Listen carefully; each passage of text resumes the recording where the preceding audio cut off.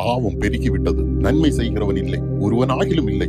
எல்லாரும் சுயநலவாதிகளாக மாறிவிட்டார்கள். தேசத்தில் அன்பும் இல்லை, இரக்கமும் இல்லை. தேவன் வெறுக்கிற காரியங்கள் கலாச்சாரமாகி பாவம் இயல்பானதாக மாறிவிட்டது. கொடுமையை தண்டிக்க வன்முறை ஆயுதமாகிவிட்டது. இதோ தேசத்தின் மேல் அழிவு வருகிறது. தேசத்தின் வெளியிலிருந்து யுத்தமும் உள்ளிலிருந்து கொள்ளை நோயும் பட்டினியும் வருகிறது. வீதிகளில் சடலங்கள் அடக்கம் பண்ணுவாரின்றி கிடக்கும். வெள்ளியும் பொன்னும் வீதிகளில் எறியப்படும். வர்த்தகம் அற்று போகும். வெள்ளியும் பொன்னும் அந்நாளில் ஆகாரத்தை சம்பாதித்து கொடுக்காது. பாவத்தின் காரணமாக ஒருவனும் தன் வாழ்வில் உறுதியாய் இருக்க மாட்டான். வீடுகள் குடியேற்று போகும். தப்பி பிழைத்து மலைகளில் தங்குபவர்கள் பள்ளத்தாக்கின் புறாக்களை போல புலம்புவார்கள்.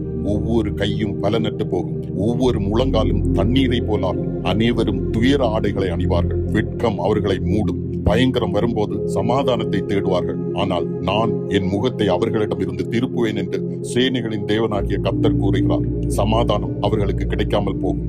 அழிவுக்கு மேல் அழிவு வரும். வதந்திகள் ஒன்றன் பின் ஒன்றாக வரும். தீர்க்கதரிசிகளிடமிருந்து தரிசனத்தை தேடுவார்கள். ஊழியர்களிடம் வேதத்தையும் மூப்பர்களிடம் ஆலோசனையும் தேடுவார்கள். ஆனால் அவைகள் இல்லாமல் ஒளிந்து போகும். ஆட்சியாளர்கள் செய்வதறியாது திகைத்து புலம்புவார்கள்.